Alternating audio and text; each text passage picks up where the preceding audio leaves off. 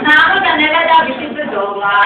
Šta se dogodi kad se sretnu dva tvrdoglavca, vidjet ćemo od Medine i Lamije, dakle igrokaz, Janas i Jovan. Budite ljute,